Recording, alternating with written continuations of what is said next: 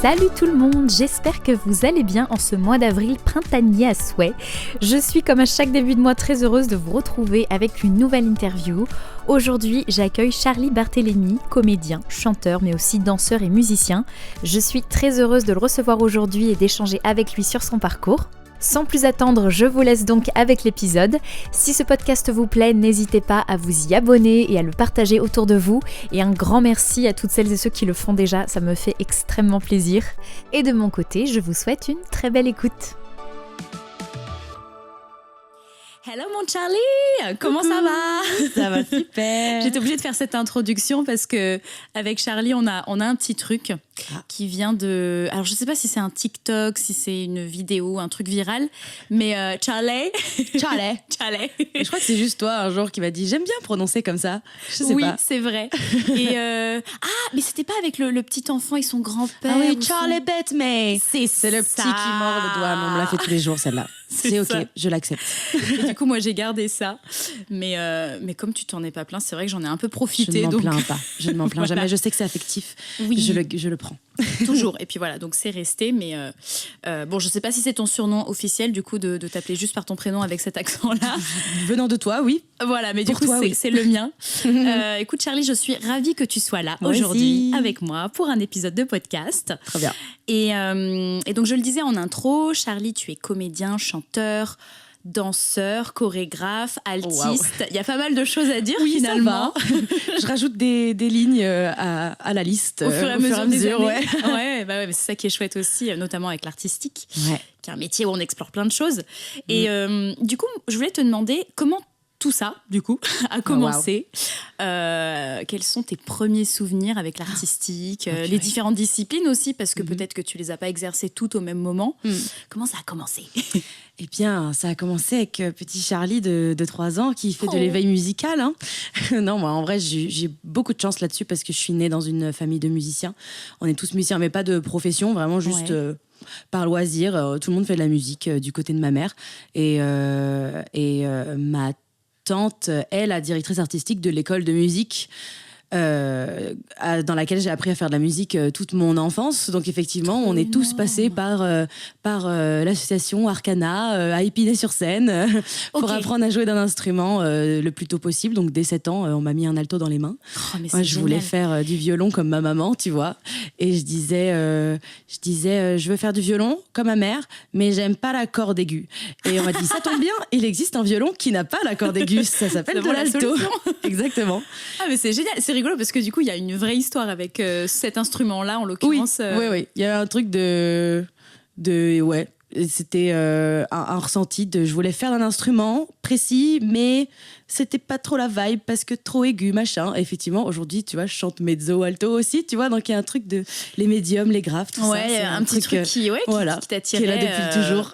C'est intéressant. Et Donc oui, pour la musique. Et est-ce que le chant aussi, du coup, alors c'était une école, c'est ça, école de musique? C'était une école, pas un conservatoire, vraiment une association. Du coup, c'était très chill. Il y avait pas d'examen, de solfège, de trucs comme ça.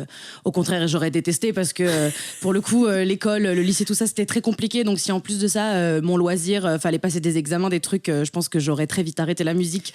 Et c'est très chouette. On avait de l'orchestre, des ensembles plus petits. On faisait des stages entiers, des semaines entières, un peu colonie de vacances où on jouait toute la semaine, on faisait un concert à la fin, on partait au fin fond du 77 pour jouer toute la semaine tous ensemble et tout. J'ai fait ça toute mon enfance, donc la musique c'était un peu un truc évident, mais tu vois, je me disais pas que je voulais en faire mon métier. C'était juste ça faisait partie de ma vie, c'était normal parce que toute ma famille le faisait. Oui.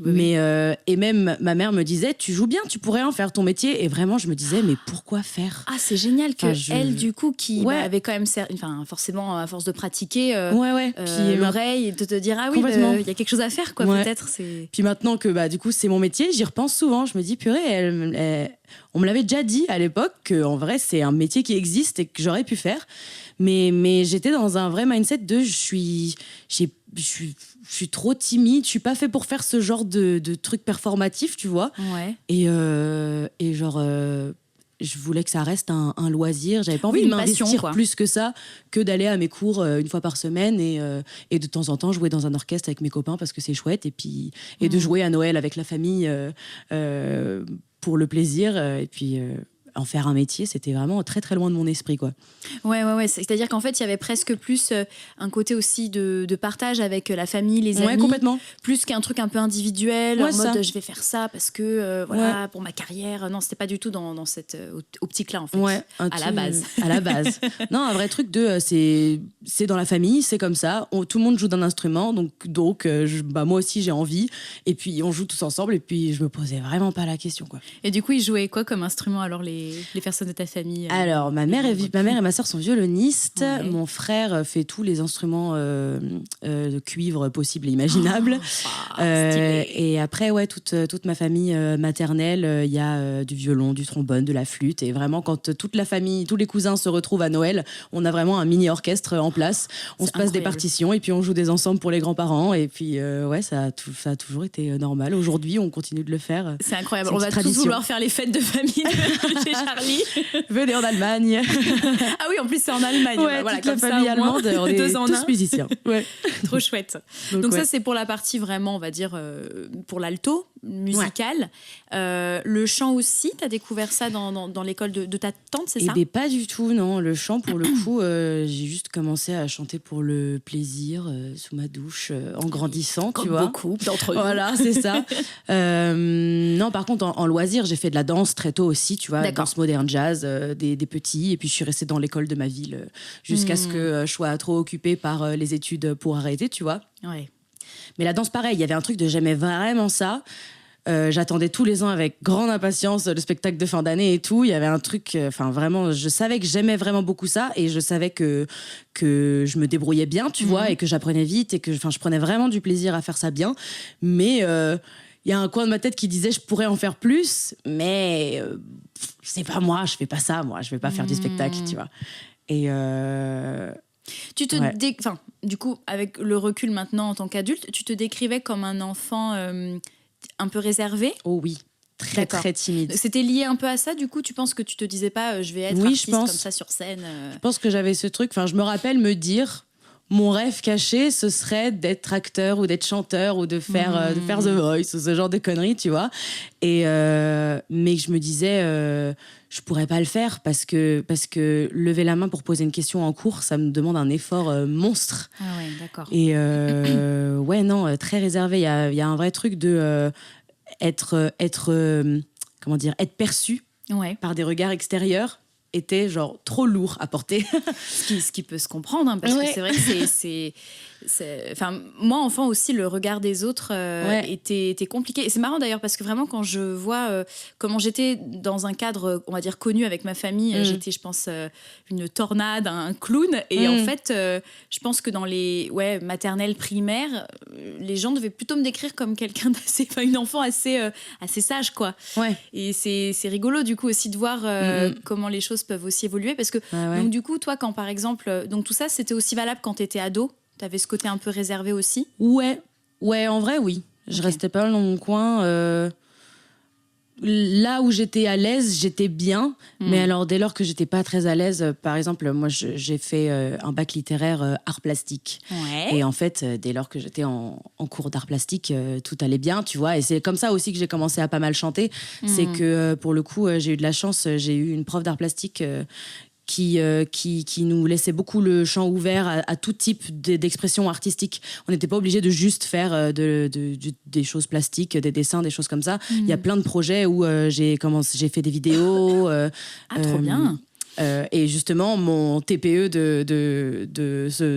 de première je crois. On a écrit une chanson avec mon groupe et on l'a interprétée devant le jury et tout. Donc c'est aussi comme ça que ça m'a ouvert le champ, c'est que je commençais à proposer des chansons, des trucs, écrire des choses, et ma prof a vu et du coup, dès qu'il fallait chanter quelque chose ou faire un petit concert quelque part, elle me disait ça te dirait de faire ? C'est Charlie qui s'y colle. Oui, voilà. Je disais ça me terrifie, mais j'ai très envie de le faire, donc faisons-le. Et c'est comme ça que je pense j'ai découvert qu'en fait j'aimais bien faire ça, ou du moins que j'avais pas envie de le faire en étant aussi stressée et aussi mal à l'aise, et que du coup peut-être il fallait que j'apprenne à le faire pour être plus à l'aise, et que du coup je me suis retrouvée en école de comédie musicale, quoi. Mais c'est hyper intéressant parce qu'au final donc c'est presque aussi... Moi, je trouve ça chouette que dans le milieu scolaire, finalement, on t'est aussi un petit peu encouragé par, du coup, cette prof d'art plastique et qu'après aussi, peut-être avec tes collègues pour le TPE, vous vous soyez dit, allez, on y va, on fait un truc en plus qui change de l'ordinaire et en chanson, du coup. Donc, c'est...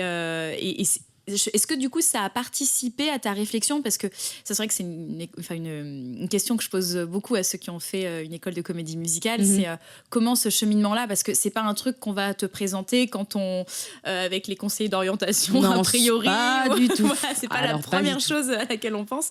Donc comment cette réflexion elle s'est faite un peu dans ton esprit? En fait, à force de comprendre que genre j'aimais vraiment chanter, faire de la musique et tout, et que j'avais envie d'en voir plus, du coup je suis tombée un peu dans la comédie musicale, etc. Je me suis rendu compte que c'est des choses que j'aimais déjà depuis tout petit, mais que j'avais pas conscientisé. Moi, pour le coup, de ce point de vue-là, j'ai beaucoup de chance aussi, c'est que mes parents m'ont beaucoup emmené voir de la culture, des choses comme ça. On allait. Trop chouette. Déjà, on est tous musiciens, donc j'avais l'habitude de voir des concerts, d'écouter de la musique, tout ça. Oui, vous étiez sensibilisés à ça. Complètement. Et tout petit. Tout va bien. Mes parents m'ont emmené très tôt voir le Roi Lion, Kirikou, tout ça. C'est les comédies musicales de l'époque et tout. Et je me rappelle que ça me fascinait, mais tu vois, en grandissant, je ne me suis pas trop posé de questions. Et en fait, en grandissant, en y repensant, je me dis, mais c'est vrai qu'en fait, j'ai grandi en allant dans des théâtres, en allant regarder des spectacles, je regardais en boucle un DVD de Casse-Noisette, d'un ballet de Casse-Noisette, et je le regardais, mais en boucle. J'étais fascinée par ce truc, par les gens qui dansent, ces trucs comme ça. J'avais une obsession aussi pour le Riverdance, les danseuses irlandais. Ouais, c'est aussi, mais pareil, j'avais une obsession pour ce truc-là, les claquettes et tout. Et du coup, aujourd'hui, j'y repense, je suis en mode, je fais des claquettes tout le temps, j'adore ça. En fait, j'ai grandi en regardant des gens faire des claquettes, donc c'est juste logique que je sois sensibilisée à ça et que ça me passionne autant et que ce soit aussi agréable à le faire. Ouais, ça a été un peu une prise de conscience de purée, tous ces trucs que j'aime. Ouais, en fait, c'est dans ma tête depuis le début, c'est normal que ça me soit popé aussi rapidement. Et en fait, il y a ce vrai truc à force de voir les autres faire, j'ai eu envie de faire. À force de... Plus j'allais au théâtre, au cinéma ou voir des comédies musicales, plus ça me plaisait parce que je m'imaginais à leur place. Je me disais, mais j'aimerais tellement être à leur place. Et ce truc que j'ai toujours eu je pleure au salut de chaque spectacle parce que je me rends compte de le bonheur que c'est de faire ça et à quel point j'avais envie de faire ça à leur place. Et à force de voir, je me suis dit, mais comment on fait pour être à leur place, parce que moi aussi je danse, moi aussi je chante, moi aussi je fais de la musique. Oui, c'est qu'en plus t'aimais des choses différentes. J'avais en plus une base de compétences qui me permettrait de peut-être faire ça aussi, mais je savais qu'il manquait un truc de... Moi, je ne peux pas me dire en capacité de monter sur la scène et de faire une performance devant un public rempli. Genre, je ne peux pas faire ça. Physiquement, je ne peux pas faire ça. Donc, c'est quoi le truc? C'est quoi ce qui me manque pour mettre tous ces trucs-là à exécution? Et j'ai cherché sur Internet école de comédie musicale, et en fait, il faut juste se former et apprendre à faire, et pour se sentir légitime de le faire, du moins d'un point de vue... capacité, quoi, d'avoir les capacités et le courage de monter sur une scène. Et en fait, c'est quelque chose qui se muscle, quoi. Oui, complètement. Et puis ça, du coup, donc t'es allé, j'imagine, t'as passé ton bac, comme classique. J'ai tenu. J'ai failli ne pas tenir, mais j'ai tenu. Ouais, bravo. Parce que c'est vrai que c'est pas évident quand l'école, on se rend compte que c'est pas l'environnement dans lequel on se sent le mieux. Je pense que c'était un peu ce que tu disais tout à l'heure. Ouais, c'était dur parce que... Je sais pas pourquoi. J'avais vraiment ce truc de phobique, de rien que d'y penser. Je dormais pas la nuit. J'avais la boule au ventre pendant toutes les vacances scolaires parce que je pensais qu'au fait qu'il fallait y retourner dans une semaine. Faut faire les devoirs, les machins, les trucs. Enfin, d'être obligée de faire quelque chose que j'avais pas envie de faire, ça me pesait vraiment. Et puis, je pense que j'avais beaucoup de mal à suivre aussi. Donc, il y avait ce truc il y a trop d'infos et mon cerveau ne comprend pas les infos. Et j'étais pas mauvaise élève, mais je restais médium un peu partout. Quand tu crois bien faire, en fait, tu fais pas si bien. Enfin, il y avait un truc. Et puis, on t'encourage pas à à t'adapter ou à aller mieux pour que ça fonctionne. Il y avait ce truc de on me faisait aller voir l'infirmière qui me donnait un petit cachet soi-disant pour le stress et puis et puis c'est tout quoi. Et puis globalement on me disait arrête de stresser, t'as pas de raison de stresser. Et moi quand t'as 15 ans t'es pas capable de comprendre pourquoi t'as une boule au ventre dans le bide, tu vois. C'est vrai. Donc moi je reliais ça au fait que juste j'aimais pas l'école, que juste ça m'intéressait pas ou que juste je faisais un truc qui m'intéressait pas et que du coup ça me frustrait. Mais oui, je pense qu'il y avait tout un truc de phobie scolaire beaucoup plus ancré que ça, prononcé que ça, et je me dis pas j'ai perdu du temps et j'aurais dû fonctionner autrement, j'aurais dû forcer plus pour qu'on s'adapte à moi ou ce genre de choses, mais parce que j'ai tenu jusqu'au bout quand même, tu vois. Mais j'étais vraiment dans un état d'esprit de faut que je tienne encore 3 ans de lycée. Je vais avoir mon bac et après je serai libre et je ferai ce que je voudrais. Et c'est pas vraiment ce qui s'est passé parce que effectivement, moi j'étais vraiment dans un état d'esprit de j'en peux plus, j'ai envie de faire ce que je veux. Et je parlais de l'année de césure quand il fallait mettre les choix Parcoursup et tout. Moi j'étais à l'époque Parcoursup et on nous disait non, l'année de césure en fait tu fais une année de rien, mais c'est parce que dans 1 an tu as une place dans une fac, etc. Je te déconseille vraiment, c'est pas une bonne idée, tu trouveras pas de travail après, machin. Il y avait vraiment ce truc de il faut que vous soyez dans une fac, sinon vous n'aurez pas d'avenir, tu vois. Ouais. Je suis en mode bon d'accord, je vais mettre des facs de cinéma, théâtre, art du spectacle pour essayer de mettre un pied dedans et voir si j'aime bien ça, machin. Et en fait, arrivé à la fac, c'était comme le lycée mais en pire parce que du coup j'avais plus d'amis et c'était juste la même chose mais en 3 fois plus gigantesque, les cours en amphi, mais j'en ai un souvenir horrible. Du coup, vraiment, j'ai tenu 2 mois et j'ai arrêté d'aller à la fac, quoi. J'ai tenté une échappatoire en passant une audition parade Disney, en me disant le moyen le plus accessible de danser et de performer avec ce que j'ai déjà en main, c'est ça. Et pour le coup, les spectacles Disney ont participé à 80% à mon envie de faire ce métier. C'est que j'étais passe annuelle et j'y allais tous les jours et c'était mon échappatoire de la vie à l'école. Vraiment, j'allais au lycée le mercredi matin, le mercredi après-midi, j'étais à Disney, j'allais regarder les parades toute la journée. Oui, il y a eu un peu, c'est une espèce de bulle comme ça. Complètement. C'est rigolo parce que ça me fait aussi penser à ce que tu disais. Je reprends l'exemple avec la prof d'art plastique qui vous encourageait à vous exprimer, à faire des choses qui vous plaisaient finalement. À chaque fois, j'ai un peu l'impression que tu as créé comme des bulles artistiques là où tu pouvais pour t'échapper peut-être de cette réalité un peu stricte, un peu barbante aussi peut-être sur certains points. Ouais, complètement. Et c'est vrai qu'en plus, tu parlais de phobie scolaire. C'est vrai que je pense aussi, je ne sais pas si c'est le cas, mais là, on en parle de plus en plus parce qu'on parle de plus en plus de santé mentale, etc.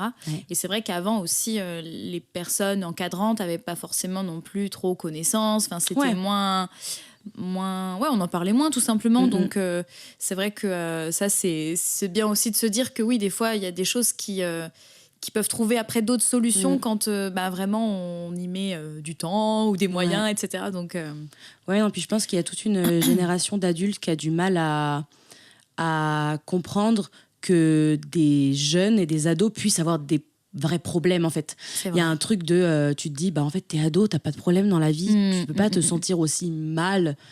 Alors que tout ce que tu as à penser, c'est aller à l'école et rentrer et faire tes devoirs et puis basta, tu vois. Alors qu'en fait, la santé mentale, tu peux être en dépression à 12 ans, tu vois. Il y a des trucs, c'est pas une question de comment va ta vie, c'est une question de comment fonctionne ton cerveau. Et même si tu as tout ce qu'il te faut, s'il y a une petite graine de dépression quelque part ou de problème de santé mentale, c'est trop tard, tu vois. Et effectivement, la pire chose à faire, du coup, quand tu te dis mais non, ça va aller, pense à autre chose, tu vois.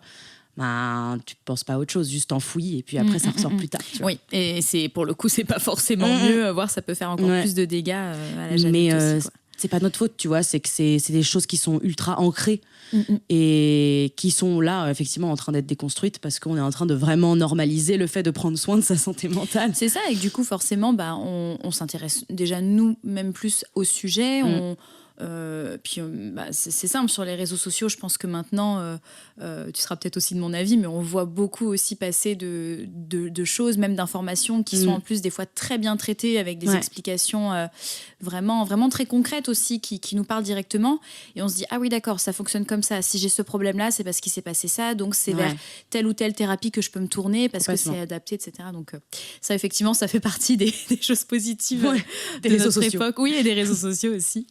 Et du coup, t'as commencé la fac, tu disais, t'as fait 2 mois, c'est ça. Et après, directement... ah oui, pardon, on avait l'audition de Disney aussi. Avant. Audition parade. Audition parade. Ouais, ça m'a fait le déclic de je tiens plus, je pleure tous les matins dans le RER et tous les soirs, je n'en peux plus. J'ai besoin de faire un truc que j'aime et de faire mes sous. Et parce que, en plus, j'avais tout juste 18-19 ans, tu vois, donc c'est quand même encore. jeune. Bah oui. Mais quand même, ce truc de, voilà, le lycée c'est fini, maintenant c'est la vie d'adulte. Faut travailler. Que je gagne de l'argent, que je trouve un appartement. Tu vois, j'étais bienvenue chez mes parents, tu vois, j'ai jamais été dégagée de la maison parce que j'avais 18 ans. Au contraire, j'avais une sécurité financière et d'habitation. Mais moi, j'avais quand même cette volonté de, voilà, maintenant, il faut faire sa vie, quoi. Et donc, il y avait ce truc de, je fais l'audition. Si je l'ai, tant mieux. J'ai un CDD, un CDI 35 heures et je travaille dans mon lieu de rêve. Oui, belle motivation. Voilà, belle motivation. Ouais. Et puis, si ça marche pas, on verra. Au moins, j'aurais essayé. Et effectivement, j'ai passé un tour, 2 tours. Pas le deuxième tour. Enfin, je suis pas gardée après la petite partie de danse, parce qu'il y a de l'acting et de la danse, tout ça. On est très nombreux. C'est les auditions ouvertes, open call, où il y a beaucoup de monde. Mais il y a ce truc de waouh, j'ai mis un pied dans ce que je rêve de faire. Je pense que ça a fait un peu le déclencheur d'avoir passé une première étape quand même d'acting, de jeu corporel, tu vois. Ouais. D'être restée pour ensuite voir si je danse assez pour peut-être être considérée. Il y a eu un truc de oh waouh, attendez, c'est peut-être possible. Ouais, de voir ce que c'est. Je manque juste aussi de formation, ouais. Mais d'être du coup entourée de plein de gens qui sont aussi artistes, qui dansent aussi. Puis d'aller beaucoup à Disneyland à l'époque, du coup, j'ai rencontré plein de gens, plein d'amis, plein de gens qui avaient aussi envie de faire ce métier-là. Ouais. Donc, du coup, j'ai croisé des gens que je connaissais à l'audition. Enfin, il y avait ce truc de waouh, j'entre dans un petit microcosme. Puis, il y avait les représentants de Disney qui venaient nous parler, qui avaient le petit ID, le petit badge avec leur nom. Donc, il y avait ce truc de waouh, j'ai un premier pied dans l'expérience cast member dont j'ai très envie que j'ai très envie de connaître. Ouais. Et de pouvoir vivre cette bulle de sécurité que je me suis fait à Disneyland des coulisses, tu vois, c'était un truc qui me faisait vraiment très envie. Et parce que je me disais, la safe place que ça me fait, le bonheur et la sécurité que ça me procure d'y être en tant que visiteur passionné, si je suis dans les coulisses et que c'est aussi bien qu'à l'extérieur, je peux avoir une vie professionnelle et me sentir bien. Oui, et c'est un truc qui jusqu'à maintenant n'existait pas, de travailler et d'être bien dans sa peau et d'être bien dans sa vie. Pour l'instant, ça n'existait pas. Donc il y a ce truc de je peux être dans mon endroit préféré du monde et en plus gagner ma vie. Ouais. Mais let's go en fait. Là, c'est la révélation suprême, quoi. Voilà, complètement. Et donc je passe cette audition, je suis pas appris, mais il y a quand même ce truc de je passe 2 tours, j'ai trop aimé, je sors en larmes parce que je me dis maintenant, est-ce que je me force à retourner à la fac pour au moins finir l'année? Mais non, c'est pas possible. Donc vraiment, j'appelle ma mère tout de suite en disant j'ai pas été pris, mais vraiment demain je ne peux pas retourner à la fac. Vraiment maintenant que j'ai séché une journée pour faire autre chose, j'y retourne plus. Ouais. Et j'ai juste déserté, j'ai arrêté d'y aller. Et c'était la meilleure décision que j'ai jamais prise, parce que comme quoi, hein. ayant la chance d'avoir une sécurité en étant chez mes parents, j'ai pu vraiment avoir 6-7 mois où j'avais rien qui m'empêchait de faire quoi que ce soit. Donc j'allais à Disney tout le temps. J'ai rencontré tous mes meilleurs amis comme ça. J'ai commencé à bosser un petit peu en anniversaire pour enfants. Ouais. Donc j'avais un premier pied aussi dans ce domaine d'incarner des personnages féeriques pour faire rêver des enfants en faisant des anniversaires en princesse, etc. chez Princess et Fairy Tales. Ouais. Donc vraiment, j'ai mis un pied là-bas. J'y suis toujours aujourd'hui. Je suis toujours contente de temps en temps, quand j'ai pas de travail, me dire je peux aller faire des anniversaires avec l'équipe de PNF et tout. Et oui, ça aussi, c'est vrai qu'il y a des fois des choses qu'on commence et puis ça se fait sur la durée. Ouais. Et histoire de travailler un peu, de me faire un peu de mon propre argent, tu vois. Et puis, j'ai fini par me dire, bon, maintenant... j'ai plus qu'à faire, quoi. Donc, école de comédie musicale, laquelle je fais. Puis j'ai fait des soirées d'information, des portes ouvertes, etc. Et oui, parce que du coup, le choix, il s'est fait quand tu avais commencé à regarder un petit peu... Parce que c'est ça qui s'est passé au lycée, tu regardais déjà un peu ce qui se faisait dans ce genre de formation? Pas tant. Pas beaucoup, Non, parce qu'au lycée, je pense que j'avais vraiment pas conscience que ça existait, en fait, les formations de comédie musicale. Enfin, il y a vraiment ce truc de j'ai envie de chanter, danser et jouer. Oui. Je fais quoi? De la comédie musicale. Quand tu cherches école de danse, chant, théâtre, il te sort le CM, l'ICOM, les cours Florent, toutes les grandes écoles de Paris, tu vois. Oui, qu'on a connues. Voilà. Et puis après, tu as juste à chercher celle qui te plaît le plus, quoi. Et oui, parce qu'on a parlé du chant, de la musique et de la danse, et je crois qu'on n'a pas encore parlé du théâtre. Est-ce que enfant aussi, c'était une activité que tu faisais à côté? Pas du tout. Pas du tout. Un peu Est-ce que c'est la discipline que tu as le plus découvert, entre guillemets? Ah oui, complètement. C'est le truc que j'avais le plus envie de faire, que j'avais jamais fait avant, mais vraiment... Pour le coup, là, le théâtre, il y avait un vrai truc de je ne suis pas capable de jouer. Ah ouais. Je peux pas, je suis trop timide, c'est trop intime comme expérience. Et j'en avais vraiment envie.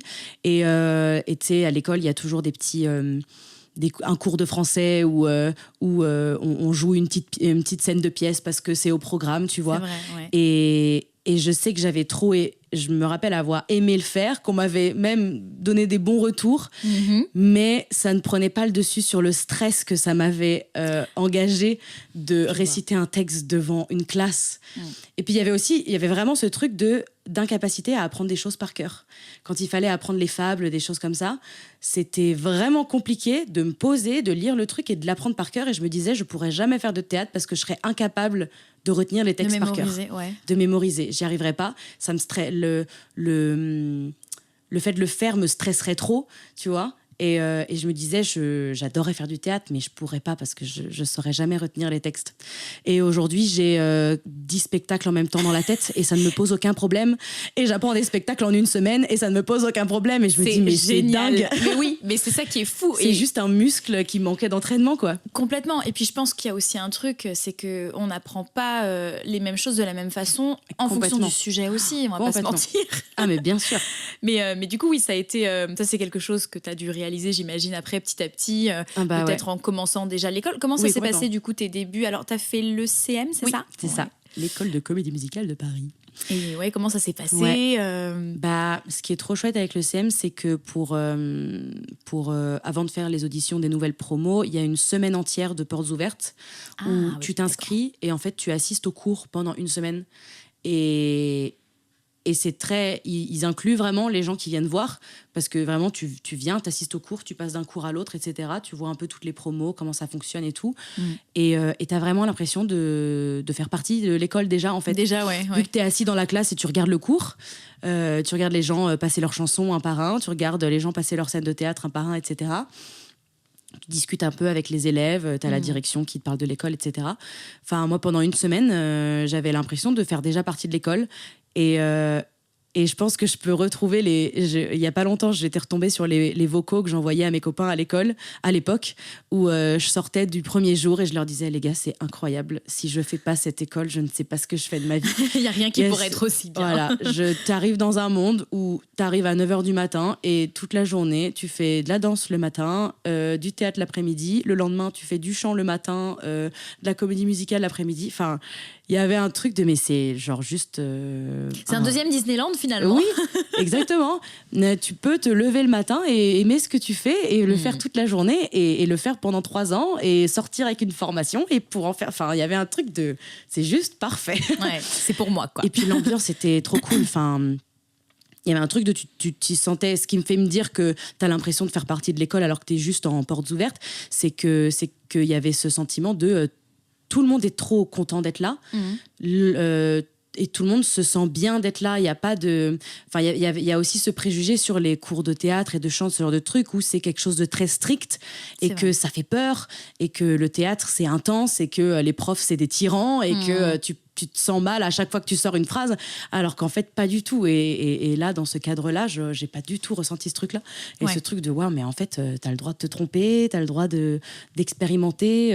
C'était bienveillant, en fait. Cool. Ouais, les profs sont hyper cool, tous les élèves sont hyper bienveillants entre eux. Enfin, Et ouais, j'avais assisté à il y avait un des cours de danse et la prof, Amélie Foubert, en plus, qui est vraiment super, nous avait fait participer et disait les portes ouvertes, si vous avez envie, vous pouvez faire l'échauffement avec nous. Ah, trop chouette. Donc quand tu te retrouves avec des gens que tu connais, enfin je me retrouvais dans un cadre qui m'était jamais arrivé, c'est que j'étais en train de danser avec des inconnus, on se regardait dans les yeux, on se faisait des sourires, des trucs, et j'étais pas terrifiée de timidité et j'étais pas mal à l'aise. Ouais. Et ce truc de mais en fait quand t'es à ta place, il y a pas de problème, tu vois.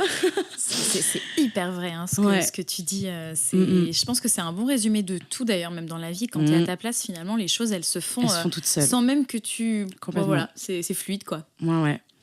Et puis, trop chouette, il y a ce truc aussi où quand tu regardes les portes ouvertes, tu as une place réservée aux auditions, parce que du coup, tu as passé la semaine à l'école. Si tu as envie de passer les auditions, tu as une place garantie pour passer les auditions.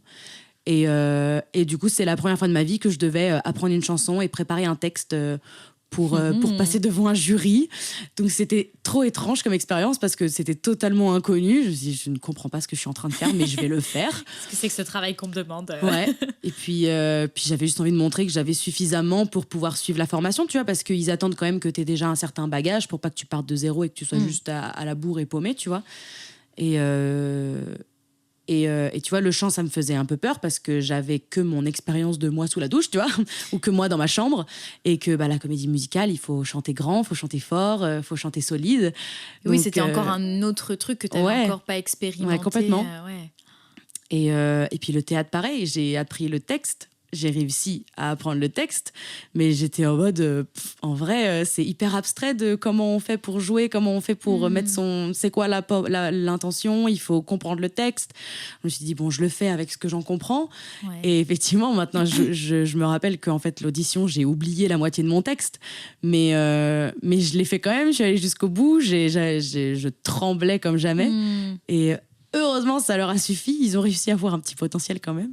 Et oui, mais c'était quand même une victoire parce que quand tu regardais ce qui se passait dans justement le domaine scolaire où la mémorisation, c'était compliqué, etc.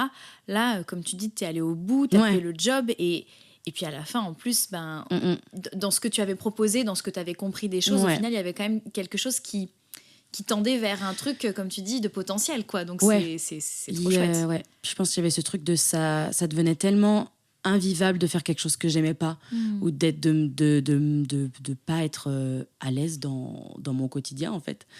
Qu'il y avait ce truc de tant pis, je vais braver tout ce qui me terrifie le plus parce que c'est ça que j'ai envie de faire. Oui, c'est que là, en plus, il y avait une motivation. Ah ouais, c'était tellement tu te sentais tellement bien qu'il y avait ce truc de j'y reste, quoi.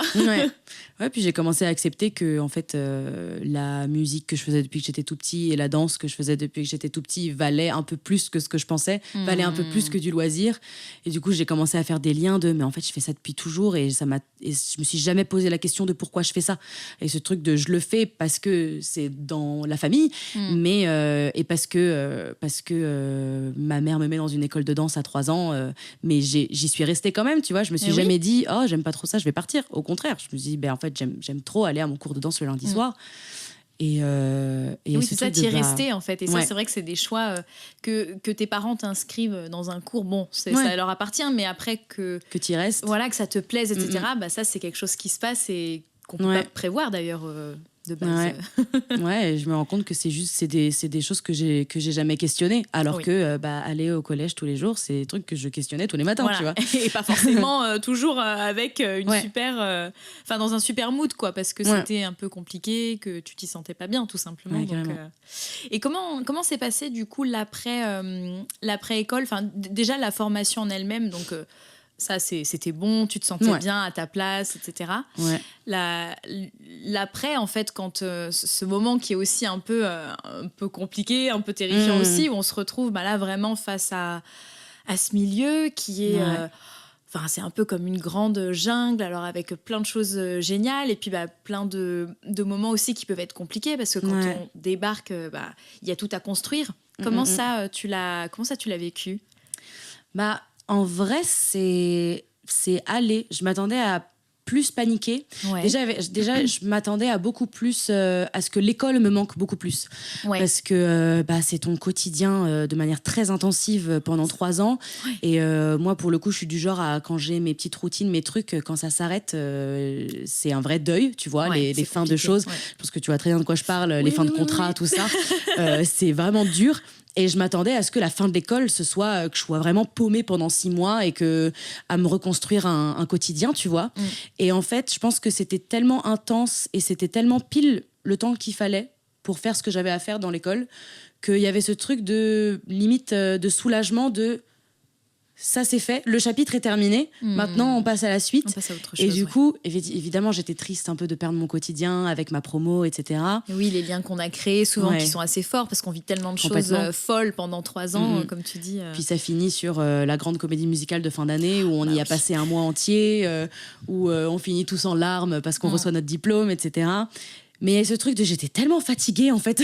Aussi, bah oui. C'était tellement intensif physiquement aussi. J'étais quand même soulagée que ça s'arrête dans le sens où ça a pris le temps de ma vie qu'il fallait que ça prenne. Ouais. Et du coup, et puis j'avais tellement d'envie de la suite aussi. Donc j'avais mon petit objectif ultime qui était d'être comédien-chanteur à Disney. Oh, Tiens. Je sens qu'on va reparler de ça bientôt. Tiens. Ouais, vraiment. C'est pas comme si c'était là qu'on s'était rencontrés. Voilà, on dit ça, on dit rien, mais... Et ouais, donc j'étais en mode, maintenant, faut que je continue à me former, faut passer toutes les auditions possibles pour dire que coucou, j'existe, je sors d'école. Et puis ça aussi, le CM, c'est chouette, c'est qu'ils ont vraiment envie qu'on trouve du taf. Ouais. Donc la 3e année consiste à faire des spectacles et dont tout ce qu'on appelle les pré-pros, Ouais. qui est un petit spectacle qu'on fait juste avec la promo de 3e année au printemps, début d'été, où c'est genre un pot pourri de chansons solo et chansons de groupe et 2 petites pièces de théâtre où on coupe la promo en 2 et les profs invitent des professionnels pour qu'ils nous voient et ça fait vraiment voici notre promo de 3e année qui va sortir formée. Une vitrine, quoi. Prenez-les dans vos Prenez-les, spectacles, ils sont super. s'il vous plaît. Voilà ce qu'on a fait. Ils ont envie de travailler, prenez-les.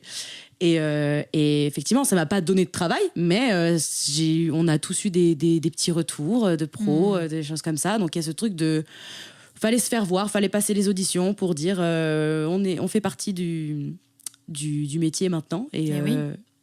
Et puis, dès qu'il y avait une audition Disney, je postulais en attendant que ça fonctionne. Puis j'ai continué à faire les anniversaires pour enfants, tout ça, c'était chouette, ça me garantissait un petit revenu. Ouais. Et puis ouais, j'ai auditionné. J'ai pas eu de contrat avant. Si j'ai eu un petit contrat pour une compagnie de très jeune public, c'était très très chouette, où j'ai pu du coup être musicien, comédien. On était Génial. 2 sur scène avec Madison Golas, tu connais, je crois. Oui, de nom, mais Madison, j'ai pas eu l'occasion de travailler avec elle, mais je l'ai vue sur scène. Elle est pour le super. coup. Oui. Et Madison, ce qui est super, c'est que c'était ma marraine à l'ECM. Quand tu entres à l'ECM en première année, on D'accord. t'attribue une personne de 3e année pour être un peu ton mentor. Si tu as besoin d'aide, tu peux te baser sur cette personne qui est ton parrain ou ta marraine. Madison était ma marraine et mon premier contrat, c'était un duo avec elle dans un tout jeune public où on était tous les deux musiciens, comédiens, chanteurs, chanteuses. Et c'était trop chouette au Théâtre Essaillon. On jouait un spectacle qui s'appelait Boutchou et le grand ours blanc. C'était pour les tout c'est petits tellement mignon, à partir de 3 ans, tu vois. Ah, génial. Et je découvrais ce que ça faisait de se lever très tôt le matin pour faire un jeune public à 10h. N'est-ce pas Avec la 10 heures, voix en plus, encore c'est tôt, endormie. hein. C'est très tôt. J'ai fait 11 heures souvent, mais 10 heures, ouais, c'est Ouais. encore... Et de faire des premiers cachets et tout ça. Et puis voilà, passer des auditions jusqu'à ce que ça fonctionne. Et ouais. Et... Oui, c'est ça, c'est-à-dire que c'était... Il y a eu donc ce spectacle où il y avait ce côté, voilà... le métier, c'est aussi ça, c'est-à-dire inviter des gens, faire quelque part marcher aussi le réseau, montrer ce qu'on sait faire, etc. Ensuite, le processus d'audition avec les premiers contrats, premiers spectacles très jeune public, jusqu'à, comme tu dis, le jour où il y a un contrat qui pointe le bout de son nez et là, on se dit « waouh !» Il y a de tous les efforts, vraiment, c'est un peu terrifiant comme... comme chiffre, mais sur 10 auditions passées, t'as une demi réussie, quoi. Donc, c'est très facile. Moi, en vrai, je suis assez reconnaissant.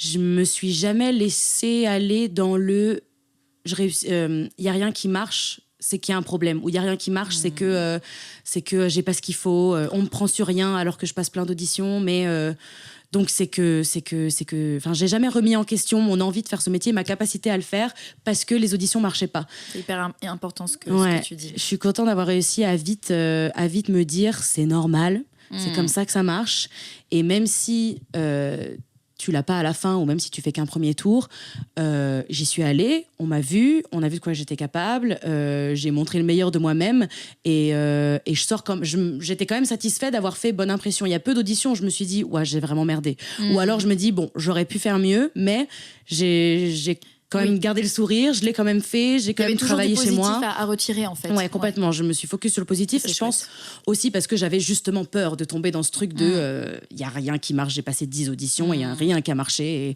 Et j'avais tellement pas envie de me dire si je suis pris nulle part, c'est que j'ai raté mon coup, que je me suis dit non, je vais passer l'audition. On m'a appelé. Et ça, c'est bien. Bien sûr. Ou même si on m'a pas appelé, on a regardé ma bande démo. Et ça, c'est déjà bien.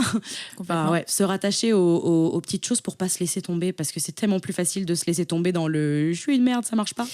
Oui, parce que il y a quelque chose de déstabilisant, parce que ça touche surtout... Enfin, c'est compliqué de faire la séparation entre qui on est en tant qu'humain, si je puis dire, et en tant qu'artiste. Donc c'est sûr que quand il y a des échecs, des refus, là on s'arrête à tel ou tel tour, il y a ce truc où fatalement, je pense que c'est presque un espèce de réflexe, mais qu'est-ce qui va pas, qu'est-ce qui va pas chez moi, qu'est-ce que j'ai mal fait, est-ce que c'est moi qui ai un problème, oui, c'est ça. Et effectivement, plus ça arrive, plus le risque de tomber là-dedans il est grand. Et surtout, il y a quelque chose que tu as dit que j'ai trouvé vraiment, vraiment très important, c'est de ne pas associer sa valeur et ses capacités au refus. Parce que c'est vrai que des fois, il y a ce truc, moi je sais que ça a pu m'arriver, mais des fois je me suis dit, mais en fait, est-ce que je sais vraiment encore chanter, danser, jouer? Est-ce que juste, je sais pas, c'est pas un coup de bol? Et en fait, est-ce que ces compétences-là, elles sont vraiment ancrées, ou est-ce que ou alors est-ce que j'ai régressé? Ça, c'est quelque chose aussi que je me suis, je sais pas si c'est une question que toi tu t'es posée aussi, mais de se dire, en fait, j'ai peut-être perdu du niveau, j'ai peut-être régressé. Et alors, je ne sais pas si je peux avoir forcément la réponse, mais en tout cas, je pense que quand même, c'est pas toujours... Il n'y a pas forcément de corrélation entre ce qu'on vit pendant les auditions et notre niveau réel. Ouais. Et ça, je pense que c'est important de le dire, parce qu'on peut vite tomber dans des confusions ou des suppositions. Ouais. Parce qu'on n'a pas toujours des retours aussi sur ce qu'on fait. Ouais. Ça arrive qu'on en ait. Et ça, souvent, je trouve que c'est bien, parce que ça peut confirmer ou alors donner des infos qu'on n'aurait pas vu venir. Mais là aussi où je me suis rendu compte, c'est qu'il y a plein de moments où, en fait, objectivement, je pense que j'avais fait des bons passages, voire des très bons passages. Et en fait, ça n'a absolument pas de rapport avec la décision qui a été prise. Complètement. Donc... je pense que c'est quelque chose... Et inversement, il y a des fois où je me disais, là, je sens qu'il y a quelque chose que j'ai quelque chose à comprendre, ou quelque chose à travailler encore plus, ou quelque chose à apprendre, parce que j'avais pas vu les choses de cette façon. Mais ça peut être sur plein de choses différentes, mais en aucun cas, je pense que ça remet vraiment tout ce pourquoi on s'est formé jusqu'à maintenant et nos acquis. Parce que sinon, la remise en question, en fait, n'a jamais de fin. Et ça peut être un peu... c'est clair. Fatigant. C'est ça.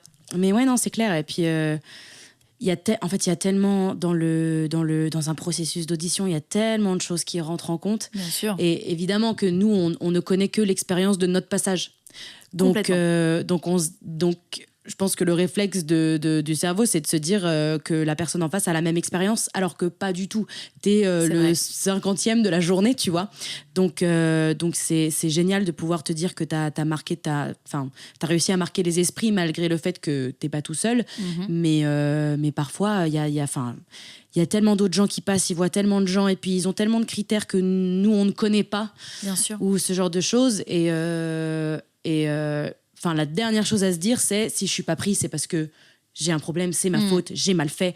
Des fois, t'es pas pris juste parce que il y a quelqu'un qui a eu juste un timbre un peu différent du tien et qui collait un chouille plus avec la vision du personnage ou ce genre de choses. On n'a tellement, en fait, aucun contrôle sur la décision. Mais c'est hyper facile de se dire c'est moi, j'ai mal fait, j'aurais pu faire mieux. On aurait pu toujours faire mieux. Bien sûr. c'est sûr. Mais le mieux, c'est même des fois pas forcément ce qu'ils cherchent, parce que ça aussi, des fois, je l'entends. Enfin, ça arrive aussi que des fois on pense avoir un peu planté un truc, ou alors ne pas avoir été suffisamment au top entre guillemets, et pourtant ça fonctionne. Donc ça montre aussi que finalement c'est pas toujours ce qu'on c'est pas que, enfin, comme tu dis, l'expérience que nous on vit, c'est pas forcément la même que les gens qui sont en face de nous, quoi. J'ai régulièrement entendu des gens dire mais j'ai été pris, mais j'ai fait la pire audition de ma vie. C'est fou quand et même. Tu dis en fait toi c'est ce que t'as ressenti dans ton truc, que t'as pas donné ce qu'il fallait, enfin que t'es pas fier de ce que t'as fait, mais dans ton naturel d'artiste, t'as quand même géré, ce qui fait que le jury a vu ce qu'il avait besoin de voir. C'est ça. Il y a aussi ce truc de on travaille tellement que même si tu t'es pas forcément bien senti, c'est tellement jouer, chanter, c'est tellement devenu des trucs automatiques, des mécanismes, des choses qui se font naturellement, à force de faire, de travailler, que même si t'étais un peu à l'ouest, ou que tu t'étais pas concentré, ou que t'étais un peu fatigué, donc t'avais la voix un peu ailleurs, ou ce genre de choses, ton corps, il sait ce qu'il doit faire, et du coup, tu restes performant, et ce qui te permet du coup après aussi, quand tu es sur un spectacle, une expérience, d'assurer même quand t'as des mauvais jours. Complètement. Ce qui est très très dur, mais vu que c'est que du muscle, c'est comme de la muscu ou quoi que ce soit, tout ce qu'on fait, c'est du sport de haut niveau, en fait, notre métier. C'est clair. Donc, c'est bien de le rappeler. Notre corps, il est conditionné, la technique vocale, elle est ancrée. Et effectivement, si jamais tu as un inconfort vis-à-vis de tout ça, c'est peut-être justement que tu manques un peu de formation vocale, qu'il te manque une technique, ou alors que tu t'es trompé de méthode et qu'il faut que tu trouves quelque chose qui te correspond un peu mieux. Et moi, j'ai l'impression vraiment de m'être vraiment formée. Enfin, évidemment que mes 3 années de formation m'ont apporté énormément, parce que moi, je pars du principe que je partais de zéro, concrètement. J'avais un petit bagage, mais vu que c'était pas du tout quelque chose que je considérais comme quelque chose que j'allais faire de manière intensive, que du coup, j'ai abordé l'art du spectacle un peu à la légère, et que j'avais pas de technique, vraiment. Donc, 3 ans de formation, payante, ça t'apporte une vraie technique, mais j'ai l'impression d'avoir vraiment profité de ma formation et de m'être vraiment formée dans les années qu'on suivit. Je me sens vraiment pouvoir me dire chanteur au bout de 1 an, 1 an et demi, 2 ans après ma formation. Après, bien sûr, parce qu'en fait, c'est un point de départ, mais puis c'est pareil, la formation, ça reste aussi une école où il y a plusieurs personnes, etc. Et après, quand toi, tu vis ton parcours individuel, évidemment qu'il se passe encore d'autres choses. C'est pas les mêmes personnes, c'est pas les mêmes... rencontrer circonstances aussi. Donc oui, bien sûr. Rencontrer des nouvelles personnes, c'est... le truc qui a le plus fait partie, c'est rencontrer d'autres cadres artistiques, d'autres manières de travailler, d'autres esprits, et du coup d'autres méthodes de chant, d'autres méthodes de jeu, de danse, etc., d'autres manières de transmettre, etc. Effectivement, du coup, tu passes 3 ans dans la même école, pendant 3 ans, tu vois les mêmes méthodes, les mêmes gens, les mêmes artistes. Et dès lors que tu vois d'autres artistes, du coup, tu découvres d'autres manières d'apprendre, et d'autres manières d'exercer ton art. Et tu remplis ton petit panier de choses qui fonctionnent, et puis de choses qui fonctionnent pas. Et quand tu gardes les trucs qui fonctionnent, effectivement, la formation, elle s'arrête jamais. Moi, j'ai appris tellement de choses depuis 2 jours. J'ai déjà appris 1000 nouveaux trucs. Enfin, tous les jours, on est un artiste différent, quoi. C'est ça qui est assez enrichissant. Après, c'est vrai. Je sais pas, peut-être on n'a pas exactement le même âge. Je sais pas si tu te sens aussi dans cet état d'esprit-là. Moi, je me dis peut-être, je me sens comme ça parce que j'ai 26 ans, tu vois, et puis... Complètement, et puis même en discutant justement avec des personnes qui ont des âges différents, c'est sûr que la formation, ça fera partie toute notre vie de quelque chose qu'on va devoir mettre à jour, mais parce qu'aussi on change humainement, et c'est rigolo que tu dis ça, parce que moi je sens que depuis que j'ai eu 30 ans, là je vais sur mes 31 à l'heure où on enregistre ce podcast, mais c'est vrai que je sens que mon énergie a changé, je sens que j'actionne pas les mêmes choses, je sens qu'il y a des choses aussi par contre qui se sont bien installées, et je me dis mais ça, il y a 5 ans, j'aurais pensé que c'était encore, pas impossible, mais quasi, quoi, ou alors ça paraissait très loin en fait. Et c'est vrai que des fois, en fait, c'est rigolo parce que dans cette pratique artistique, il y a des choses qu'on imagine très loin qui arrivent vers nous beaucoup plus vite que ce qu'on pense. Et à contrario, des choses aussi où on a l'impression que c'est plus accessible. Et en fait, ça stagne. Parce qu'il y a des croyances, parce qu'il y a plein de choses, ou même parce que aussi peut-être on n'a pas encore le déclic. Ou alors même, des fois aussi, c'est une expérience qui va nous faire trouver des choses. Ça, je trouve que par exemple, c'est particulièrement vrai en théâtre. Je trouve que vraiment le théâtre, moi j'ai eu des super profs à l'école, mais vraiment le fait d'avoir eu des choses très spécifiques à travailler, ça te fait progresser mais à une vitesse. Et les clés que tu en retires derrière, je trouve que moi j'ai vraiment l'impression après et c'est encore le cas sur les derniers contrats que j'ai eus, même sur Madagascar, j'en parlais quand je faisais un épisode en solo, mais il y a des trucs où je me dis, j'ai l'impression qu'à chaque fois c'est un cap, quoi. Dans ce que j'apprends à faire, donc ça c'est plutôt positif pour le coup. Ça s'arrête jamais. C'est ça. Et c'est vrai aussi que dans ce que tu disais par rapport aux auditions, c'est que des fois, effectivement, ce que tu vas faire, c'est pas parfait. Il peut y avoir des imperfections. Et puis ça reste une audition où il y a du stress, donc le corps, des fois il tremble, la voix aussi, la respiration, c'est un peu comme on peut. Mais je pense aussi que les gens qui sont en face de nous, ils ont suffisamment quand même, généralement, mais d'expérience, d'expertise, pour pouvoir aussi déceler un potentiel. Oui, malgré le stress, le etc. fait que il peut y avoir des choses qui soient pas exécutées à la perfection, comme on disait, mais en fait ils sentent, ou alors juste ils voient le potentiel et ils se disent ça c'est normal, mais en fait avec on a un mois de répète, c'est sûr que ça va le faire tranquille, quoi. Ils sont beaucoup plus je pense des fois optimistes que nous par rapport à nos capacités. C'est rigolo, alors qu'ils ne nous connaissent pas et que nous on vit avec nous-mêmes depuis des années. Mais non, c'est clair que tout se sent, et en fait si tu pars défaitiste, ça va se ressentir aussi.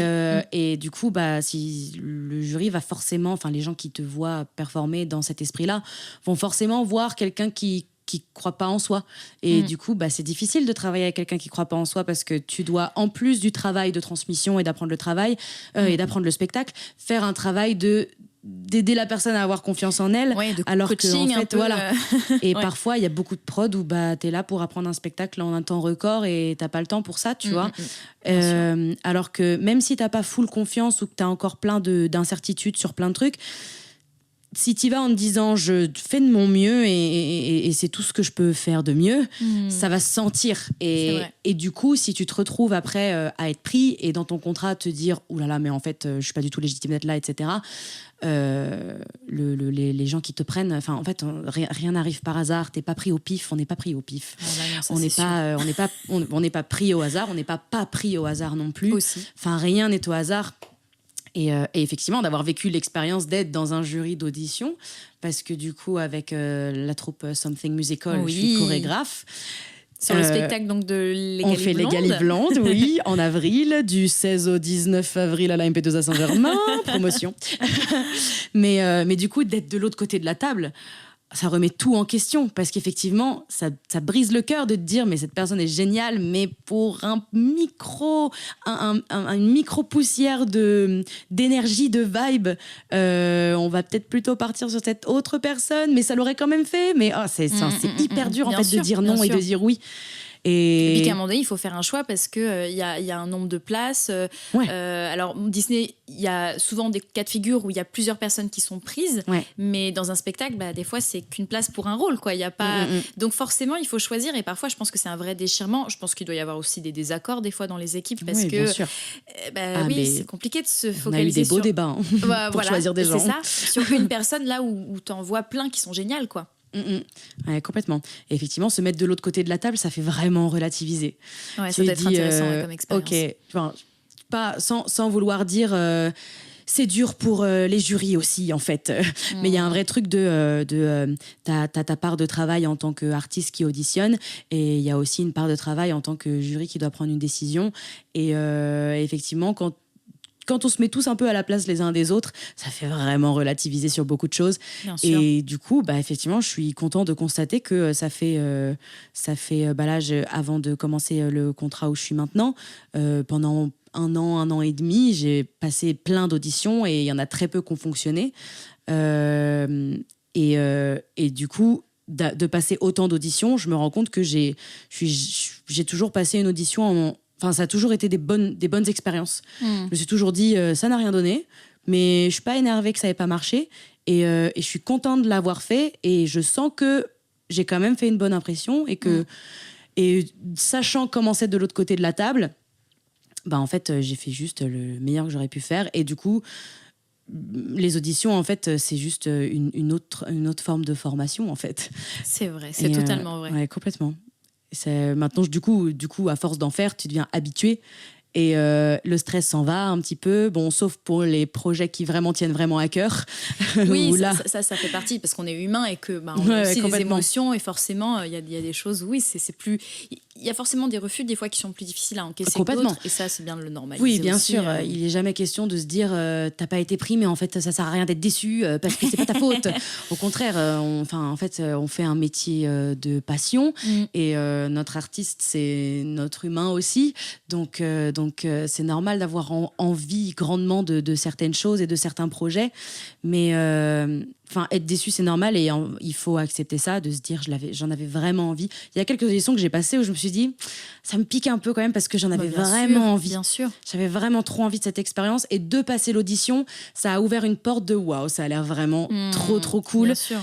Et donc du coup, je me suis autorisée à me dire j'ai vraiment le seum pendant un petit mois, et après tu te dis j'ai quand même passé l'audition, quoi. Ils m'ont vu pour ce rôle-là qui est quand même énorme, et c'est trop bien. Et puis, on verra une prochaine fois, tu vois. Mais bien sûr, pour moi, c'est toujours des petites choses comme ça où on se dit, en fait, ça a été une première expérience, mais notre vie, elle est loin d'être finie. On ne sait pas ce que l'avenir nous réserve. Et des fois, il y a des choses qui reviennent, ou d'une autre forme, sous une autre manière, ou alors quelque chose d'enjustement. Je pense qu'en tout cas, les choses qui nous plaisent, soit dans un rôle, soit dans une œuvre, on les retrouve forcément après quelque part ailleurs, dans d'autres expériences. Et ça, c'est tellement chouette, parce que, heureusement d'ailleurs qu'on ne fait pas juste les choses, parce que sinon ce serait compliqué, dans la mesure où il n'y a pas 15 000 comédies musicales de Broadway qui vont se monter dessus à Paris. Forcément, il y a... Surtout à Paris. C'est ça, c'est encore aussi... c'est pas la même portée qu'aux États-Unis ou qu'à Londres, ou même dans d'autres pays. Donc, il y a ça aussi, de se dire qu'en fait, là, c'était un instant T, mais...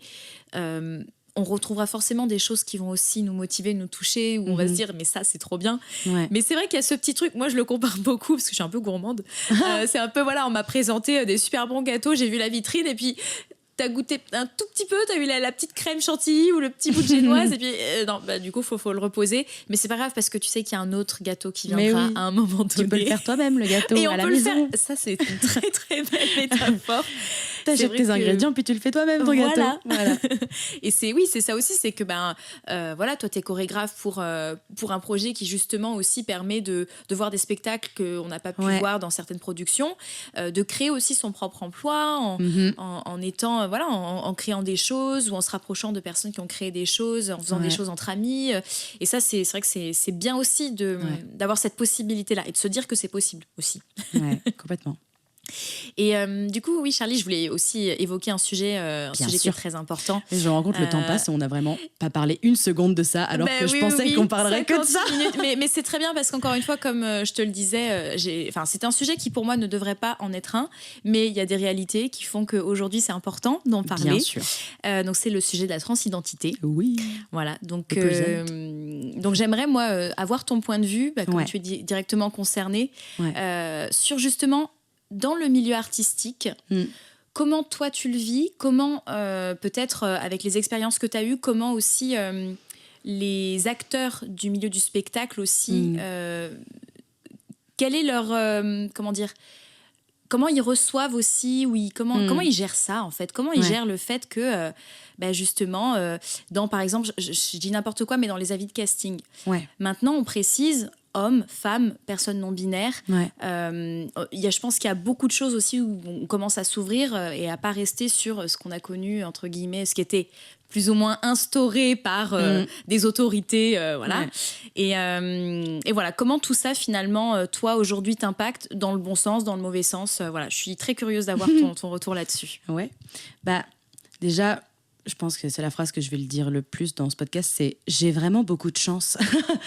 Mais je dis pas que ça a été vraiment loin d'être facile, mais j'ai beaucoup de chance aussi de ce point de vue-là, parce que j'ai toujours été extrêmement bien entourée. Je me suis jamais retrouvée dans la situation où j'étais quelque part où où j'ai assumé qui je voulais être, qui j'avais besoin d'être, et on m'a dit, et on m'a dégagé, quoi. On m'a dit non, ça dégage, tu vois. Au contraire, en plus, j'ai transitionné du coup pendant ma formation à l'ECM, pendant l'école. D'accord. Je suis arrivée à 19 ans avec un fond de conscience de je sens que je ne suis pas du genre qu'on m'a assigné à la naissance. Je sens que j'ai des envies de tester d'autres pronoms et peut-être un prénom, mais je suis pas sûre. Mais enfin bref, je suis arrivée avec un flou de qui suis-je, qui coïncidait complètement avec qui suis-je et que veux-je faire, qu'est-ce que je veux faire dans ma vie.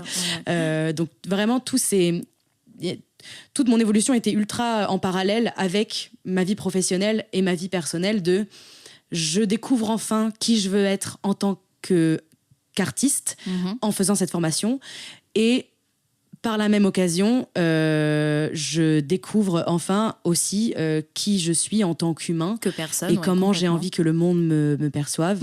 Et je ne veux pas que le monde me perçoive comme on a dit que ça devait être quand je suis née, c'est-à-dire une fille qui s'appelle comme ça et tout ça. Et effectivement, je suis arrivée à l'école et il y avait ce truc, je me posais pas la question, parce que effectivement c'est délicat, parce que les personnes cis se posent jamais la question de si... la question se pose sûrement, mais plus par curiosité rigolote que par vrai enjeu de ok, je suis une femme cis, est-ce que j'ai envie de jouer des hommes? On se pose pas vraiment la question, ou du moins c'est pas un sujet. Oui, tu vois. en fait, je pense qu'elle a pas la même plus de la signification curiosité, profonde, en voilà. fait, complètement. C'est plus de la curiosité de j'aime bien jouer des mecs, j'aime bien caricaturer des rôles masculins ou des hommes cis, enfin des personnages féminins interprétés par des hommes de manière ultra caricaturale. Il y en a des tonnes dans plein d'œuvres, et c'est aussi un vrai sujet de misogynie, etc. Tout ce genre de rôle. Mais du coup, là, il y avait un vrai enjeu de j'ai mon genre dans la vraie vie, mais je ressemble à ce à quoi je ressemble, j'ai la voix que j'ai qui me donne accès à des rôles qui ne correspondent pas à mon genre dans la vraie vie, mais est-ce que ça me dérange? Je sais pas.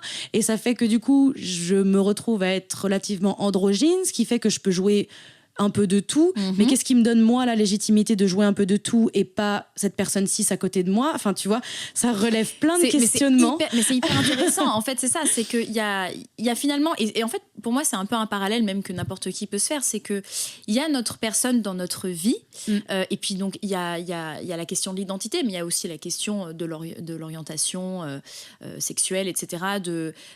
J'ai envie de dire nos croyances, notre religion, toutes ces choses en fait qui appartiennent à qui on est dans la vraie vie. Et après, forcément, comme on fait un métier artistique où on joue des rôles, et ben tout ça finalement, c'est pas que ça s'en va, mais on va emprunter quelque part l'identité de quelqu'un d'autre qui a peut-être une autre religion, une autre identité, une autre orientation, etc. Enfin, et c'est ça aussi qui du coup est intéressant dans ce que tu dis, c'est que finalement l'un n'a pas forcément c'est évidemment qu'il y a des choses où voilà, on va se dire bah oui, là je recherche tel ou tel profil, etc. Mais en fait, finalement, quand tu arrives à te dire moi je peux jouer tout ce que je veux, c'est que finalement ce que je suis, bah, c'est ce que je suis dans la vraie vie, et à aucun moment ça ne doit déterminer comment je vais être perçue en tant qu'artiste. Exactement. Et sur mes capacités. Et tu vois, là on parle de la question du genre, mais en fait pour n'importe quelle autre personne, c'est pas parce que tu joues un psychopathe que t'es un psychopathe, tu vois. J'adore cet exemple, ça me parle tellement. Et c'est complètement ça. Mais là, du coup, ça ouvre un espèce de champ de possibles infini.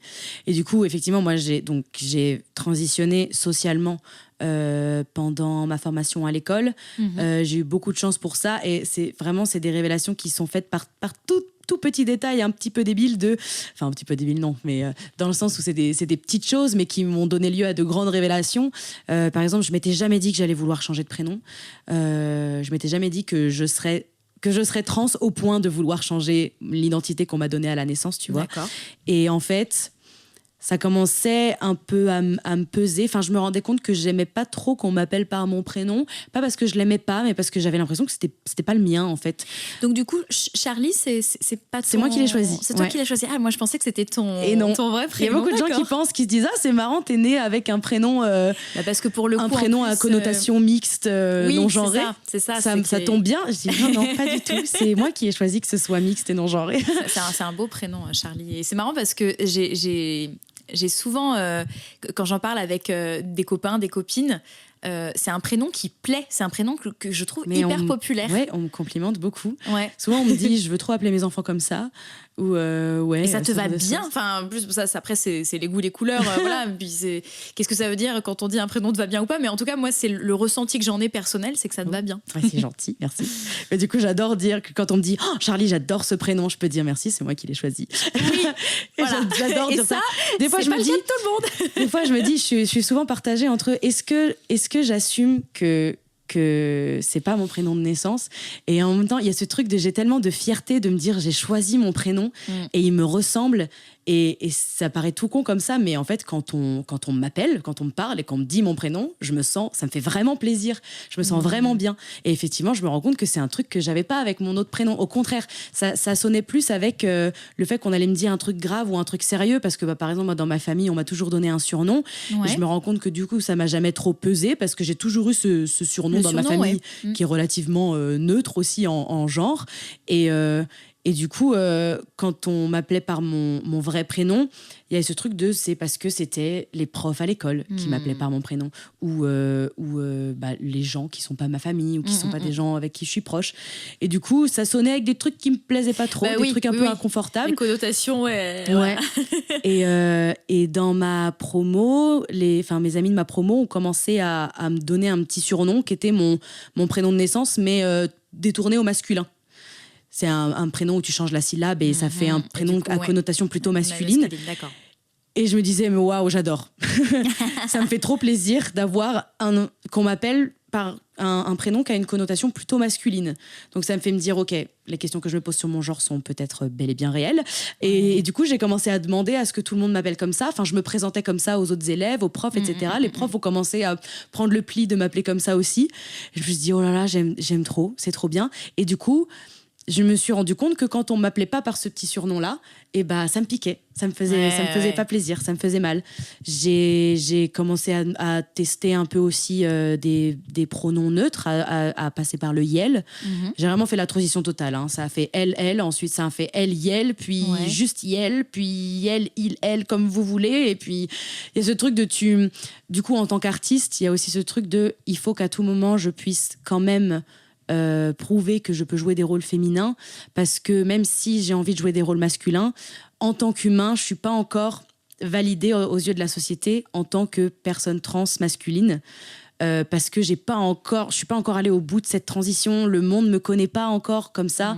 Je suis entourée de gens qui me connaissent en tant que elle, et j'ai pas encore fait cette transition qui fait que je me sens pas légitime de me faire genrer au masculin et d'être considérée comme une personne transmasculine, tu vois. Et du coup, je restais un peu dans pour m'aligner aux gens, pour pas trop brusquer, tu vois. Je suis en mode je préfère il, mais si tu dis elle, c'est pas grave, ça me va encore, tu vois. Et le temps a passé, je me suis très vite rendu compte que c'était juste pour m'aligner aux autres que je gardais des pronoms mais que toi, c'était féminins, pas ce qui te convenait. et que moi, c'était pas du tout ce qui me convenait, que le sentiment qu'on me genre au masculin n'était pas du tout le même que quand on me genrait au féminin. Oui, parce qu'en plus, t'en parlais juste avant, mais ce truc de on m'appelle avec justement cette connotation masculine, que ça passe par les pronoms, par le prénom, d'un coup il y a un truc de joie. Oui, que ça fait sens direct. C'est qu'en plus, pour moi, ça c'est très parlant, quoi. C'est cette impression d'être au bon endroit, à la bonne place, d'être la bonne identité, quoi, finalement. Ouais, puis j'ai souvent ce comparatif de, en fait, t'as ton prénom que t'aimes bien, et imagine toute ta vie, on t'appelle par un autre prénom. pour aucune raison. C'est genre, c'est pas grave, mais c'est énervant quand même. Il y a ce truc de non, en fait, mon prénom, c'est ça. C'est drôle parce que moi, j'ai eu des petites déboires aussi avec mon prénom pour d'autres raisons. Ouais. Mais moi, c'est vrai qu'il y a plein de gens, même encore maintenant, qui ne savent pas prononcer mon prénom. Ouais, mais tu vois, ça arrive à plein de gens, tu vois. Et c'est vrai qu'il y a un truc. C'est vrai que sur ce. Voilà, quand toi, ton prénom, c'est OK, c'est clair, etc. Quand on t'appelle par un prénom qui n'est pas exactement. Voilà.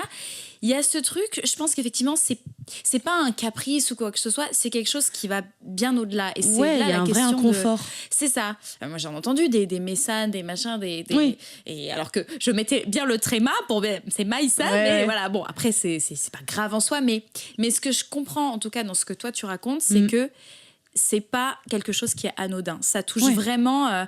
pour moi, ça touche à une forme de dignité ou d'intégrité morale. Pas physique, évidemment, mais morale de la personne qu'on représente, notre nom. Puis le nom, c'est une histoire, etc. Donc aujourd'hui, en plus, il y a beaucoup... peut-être plus de gens qui font la démarche aussi de changer leur prénom pour tout un tas de raisons. Oui.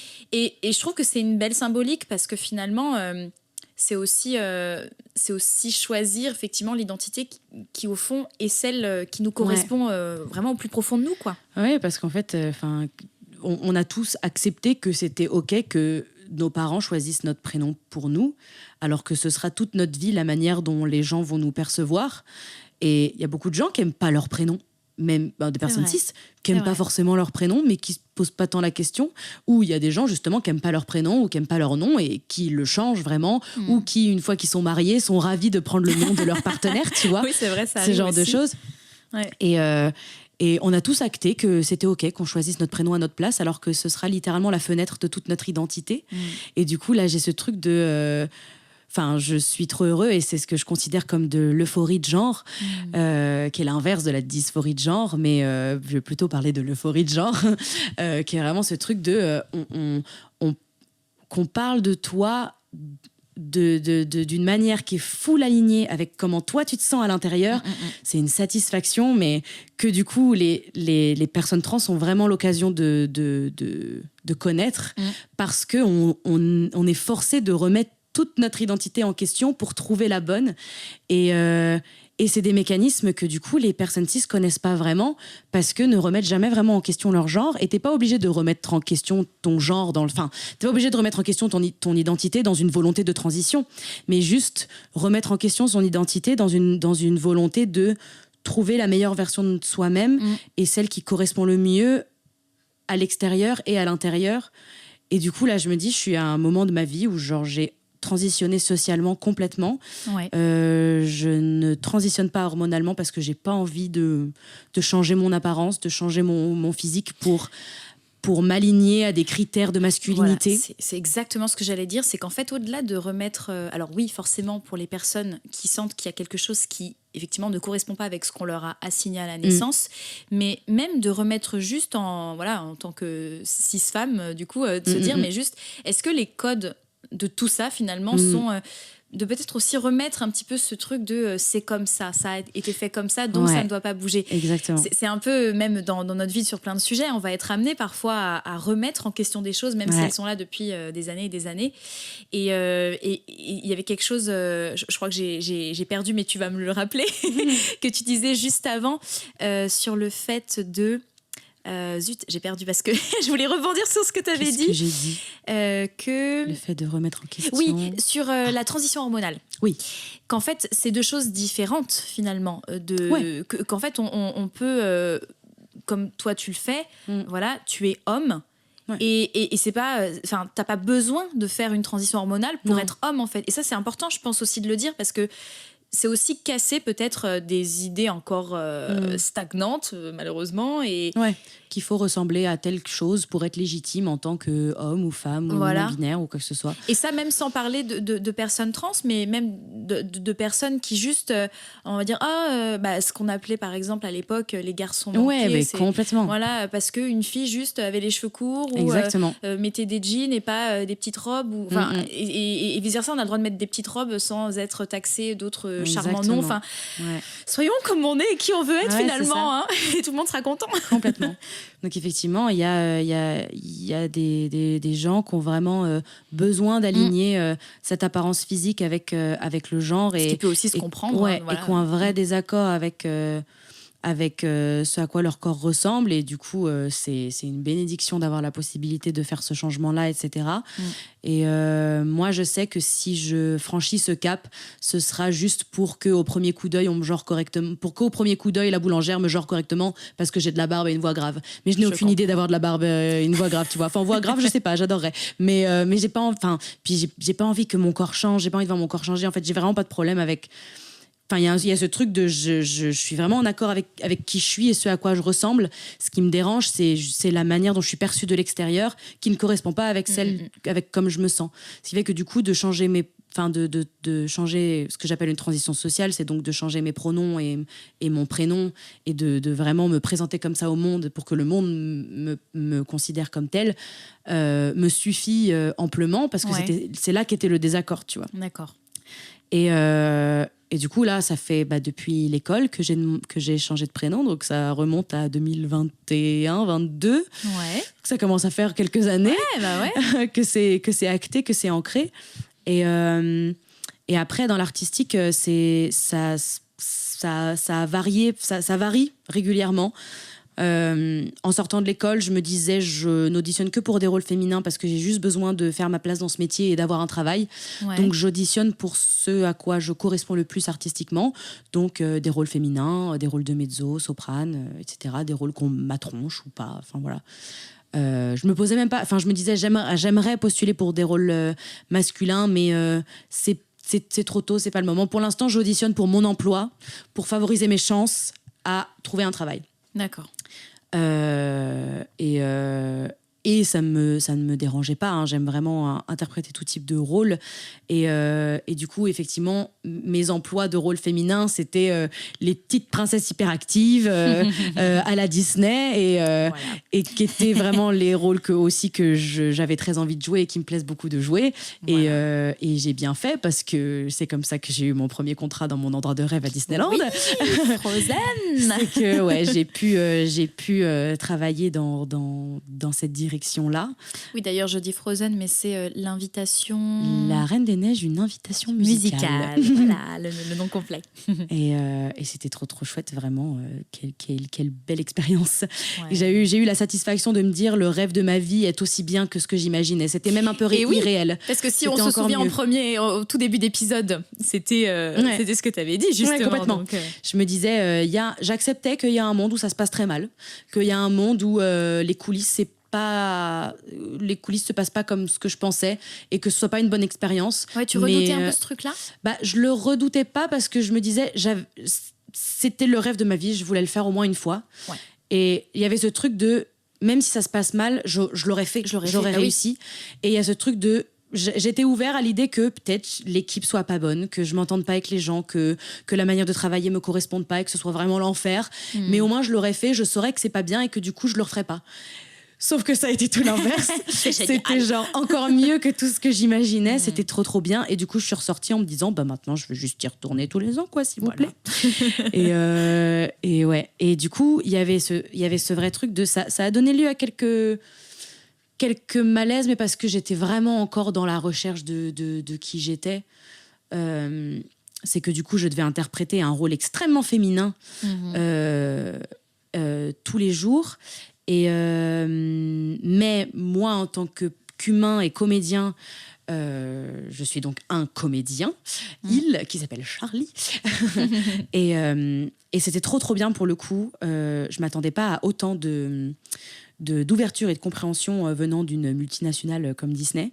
C'est que dès lors que j'ai eu mon contrat, j'ai tout de suite les ressources humaines qui m'ont appelée. Parce que du coup, moi, en audition, je me présentais Charlie. J'ai été complètement... Enfin, j'ai postulé pour un rôle féminin en tant que personne transmasculine, en fait. Donc, en tant que mec pour jouer un rôle féminin, tu vois. Et ils m'ont pris quand même. Donc tout le jury, la team casting, etc. a été complètement au courant de ça. Et donc, les ressources humaines m'ont appelé pour me dire... du coup, comment ça se passe pour toi? Est-ce que tu veux qu'on dise à toute l'équipe tes pronoms en amont? Est-ce que tu veux le faire toi-même? Quel prénom on inscrit dans les documents, etc. Il y a des choses, légalement, on est obligé de prendre ton prénom de naissance parce que c'est tes papiers, etc. J'étais en mode oui, complètement. Et on m'a posé toutes ces petites questions de est-ce que tu veux être dans les vestiaires des hommes ou les vestiaires des femmes? C'est génial. Et je me suis dit waouh, mais je m'attendais vraiment pas à ça. Et il y a eu ce truc C'est extrêmement bien encadré alors, en fait. Ouais. Ouais. Et j'ai eu ce truc de mais en fait je suis dans l'endroit de mes rêves et je peux être moi-même et limite on m'encourage à être moi-même plus que moi-même, tu vois. C'est fou. On vient chercher les infos pour que tout se passe bien, etc. Enfin, je m'attendais à tout sauf à ça. Et du coup, tout s'est ultra bien passé. Moi, j'ai pris le parti de... Je viens pour jouer un rôle féminin, donc je viens en tant que rôle féminin. Donc, je vais avec le vestiaire des rôles féminins, je vais me changer avec les filles, etc. Aucun problème vis-à-vis de ça. Il y a des petits désaccords parfois, effectivement, parce que du coup, et comme là, du coup, j'étais avec toi sur la Fabrique des Rêves en 2024. Ça fait plus d'un an, mon Dieu. Je suis à nouveau sur la nouvelle version aujourd'hui. Et il y a toujours ce truc de tu rencontres des nouvelles personnes qui, le premier rapport qu'ils ont de toi, c'est le rôle que tu joues. Donc, du coup, moi qui joue des rôles féminins, et qui suis rangée dans la case rôle féminin, les gens qui me connaissent pas se disent c'est une comédienne. Donc, du coup, j'ai encore ce petit travail de devoir dire...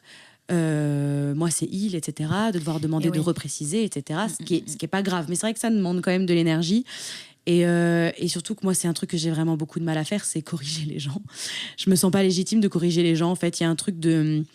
j'ai peur que la personne soit pas quelqu'un qui va accepter, j'ai peur que ce soit quelqu'un qui a des idées transphobes et qui du coup m'envoie bouler, ou j'ai peur qu'on comprenne pas au sérieux, enfin tu vois, il y a un truc un peu compliqué.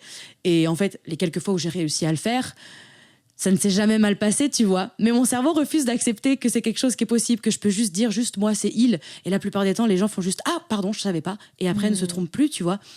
Mais la peur que ça se passe mal est tellement plus grande que j'ai pas encore réussi à franchir le cap de je step up for myself et je corrige les gens. Ça marche pas trop. Donc je préfère passer par l'option prévenir mes supérieurs de refaire passer le mot dans les équipes, tu vois.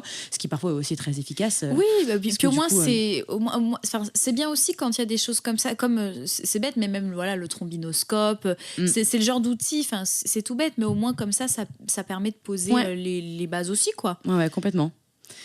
Et du coup là j'interprète des rôles féminins et ça me pose pas de problème aujourd'hui parce que entre-temps j'ai eu l'occasion de entre guillemets prouver ma valeur en tant qu'artiste masculin dans des rôles masculins.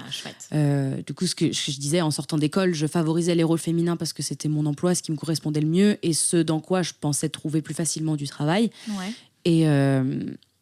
Et puis une fois que du coup j'ai réussi à faire mon petit bout de chemin, mon intermittence, je me suis dit ok maintenant, et puis que j'avais continué à moi découvrir qui j'étais et à m'accepter de plus en plus, je me disais ok maintenant c'est bon, j'ai suffisamment confiance en moi et en mon genre et comment j'ai envie qu'on me perçoive, perçoive je crois qu'on me perçoive pour dire je suis un comédien et j'ai le profil pour interpréter des rôles masculins aussi. Puis ça commençait à devenir aussi un besoin parce que de ne jouer que des rôles féminins, je commençais à sentir qu'on on faisait pas trop la différence entre les rôles et la vraie vie. C'est un peu le risque aussi. Voilà. Je me disais ok là faut que je me prouve en tant qu'artiste masculin aussi. Et donc j'ai commencé à postuler pour quasiment que des rôles masculins. Sur toute l'année après la saison 6 de La Fabrique des Rêves où il n'y avait plus de travail. Je me suis dit, ok, là, j'ai besoin de jouer des rôles qui me ressemblent. Donc, et j'ai postulé à plein de rôles masculins et on m'a convoqué pour plein de rôles masculins. J'ai fait beaucoup d'auditions jusqu'à même très loin. Ouais. Il y a eu aussi, du coup, cette frustration de constater que la voix allait toujours être un problème pour les spectacles qui existent actuellement, parce que les spectacles où le genre du personnage et sa tessiture ne sont pas reliés n'existent pas encore. Ils vont exister parce que du coup je sens qu'il y a aussi une nouvelle génération d'artistes qui écrivent et qui du coup écrivent aussi dans une conscience beaucoup plus non genrée. Donc que ça va venir. Ça va être chouette ça aussi, de voir un peu moins de distinction de normes un peu par rapport à ça. Ouais, complètement. Et effectivement, là, si tu veux jouer un rôle chanté masculin, faut être ténor. Si tu veux chanter un rôle féminin, il faut être soprano ou mezzo, ce genre de choses. Et du coup, certaines partitions de ténor sont assez aiguës pour que moi, ce soit dans mes médiums graves qui fonctionnent. Donc j'allais quand même postuler à plein de rôles chantés. Le théâtre aussi, c'est super parce que du coup, il n'y a pas ce besoin de tessiture. Oui, oui, complètement. Donc, j'ai eu l'occasion de jouer dans du théâtre un rôle masculin d'un jeune ado, 18 ans, dans la pièce Viens dehors. Que je suis tombée dessus par pur hasard sur un casting. Je me suis dit, OK, là, il me faut des castings. Je postule à tous les rôles masculins qui me correspondent, que je trouve. Et juste parce que j'ai besoin de travailler, tant pis, je m'en fous si c'est pas beaucoup payé. Je m'en fous si c'est même pas payé du tout. Je veux juste jouer, faire quelque chose. J'ai mon intermittence, j'en profite. Il me faut des expériences, il faut que je travaille et il faut que je prouve ma valeur d'artiste en tant que dans des rôles masculins, tu vois. Et je sens que j'ai commencé là, je commence à faire ce petit bout de chemin. C'est chouette. Ça fait du bien. Ouais, ça fait du bien. Et puis du coup, je peux à nouveau profiter de jouer des rôles féminins sans me soucier de l'impact que ça peut avoir sur ma valeur en tant que comédien. Oui, oui, parce que tu sais que voilà, il y a déjà eu des premiers pas de fait. Ouais. Donc c'est chouette. Et puis, puis c'est bien de voir aussi, comme tu dis, que dans les tours, tout ça, voilà, que c'est accepté, que c'est OK, en fait, comme ça devrait l'être. Et juste voilà, de faire son chemin en toute tranquillité, mais en étant peut-être un peu plus à l'aise de pouvoir explorer toutes ces palettes, notamment des palettes qui correspondent aussi au genre dans la vraie vie, quoi. Ouais, complètement. Et ouais, mais c'est vrai que du coup, il y a eu un enchaînement d'auditions où j'allais vraiment jusqu'au callback. Donc vraiment, la fin du fin, quoi. La dernière décision. Et qu'on me disait, c'était super le jeu. Que limite, on me disait, c'est presque toi qu'on a préféré en jeu, mais malheureusement, vocalement, il nous faut un vrai ténor, ce genre de choses, tu vois. Et je suis en mode, je le savais, je m'y attendais. Je suis quand même très contente d'être allée jusqu'au bout. J'ai vraiment montré de quoi je suis capable. Et en fait, il y avait ce truc aussi, cette reconnaissance que juste qu'on me considère pour un tour.